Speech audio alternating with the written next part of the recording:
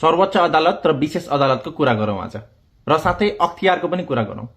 अख्तियारले अनुसन्धान गर्छ, तपाईको सम्बन्धीको विवरणको स्पष्टीकरण हामीलाई चित्त बुझेन भनेर विशेष अदालतमा मुद्दा हाल्छ र विशेष अदालतबाट कहिले केही हुँदै हुँदैन। विशेष अदालतबाट ठूलठूला नेताहरू भ्रष्टाचार गरेको भेटियो भनेर कहिले न्यूज सुन्नु भएको छ लास्ट टाइम?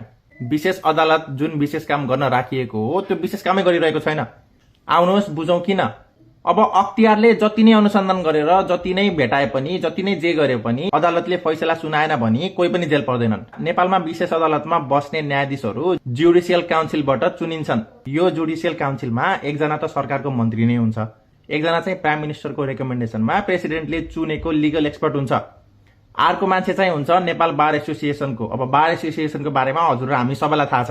त्यसपछि बल्ल एउटा हुन्छ चिफ जस्टिस र एउटा हुन्छ सुप्रिम कोर्टको सिनियर जज। अब बुझ्न सक्नुहुन्छ न्यायाधीश कसले चुन्छन् भनेर। अब आउनुहोस् सुप्रिम कोर्टको चिफ जस्टिसको कुरा गरौँ।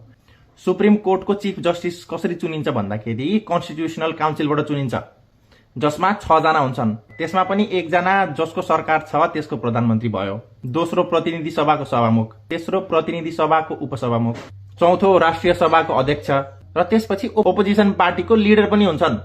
त्यो काउन्सिल भरि नेता र नेताका भरौटेहरू मात्र बसिरहेको छन्। उनीहरूले नै चुनेको न्यायाधीश र त्यही न्यायाधीश मिलेर र फेरि उनीहरूले नै मिलेर चुनेको विशेष अदालतका न्यायाधीशहरूले यिनीहरूलाई कारबाही कसरी गर्छ? मैले कति पटक भनेको छु नेपालको संविधानमा खोट छ, नेपालको संविधान संशोधन गर्न पर्ने आवश्यकता छ। यस्तो कुराहरू त साधारण जनतालाई थाहा नै छैन।